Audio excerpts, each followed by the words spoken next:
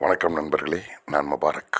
காற்று மண்டலத்தை பற்றி இன்னும் கொஞ்சம் அதிகம் தெரிந்து கொள்ள வேண்டுமென்றால், ஒரு கண்ணாடியை எடுத்து அதை கிடைமட்டத்தில், அதாவது முகம் பார்க்கும் பகுதியை மேலே வைத்தவர் கிடைமட்டத்தில் அந்த கண்ணாடியை படுக்க வைத்துவிட்டு ஒரு நாள் முழுவதும் அந்த அறையை பூட்டி வைத்துவிட்டு அடுத்த நாள் எடுத்து பாருங்கள். அதில் என்னென்ன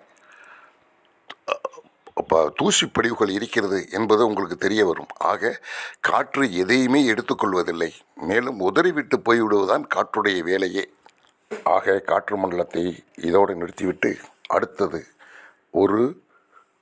ஒரு மேகம் எப்படி உருவாகிறது என்பதை பற்றி பார்க்கலாம்.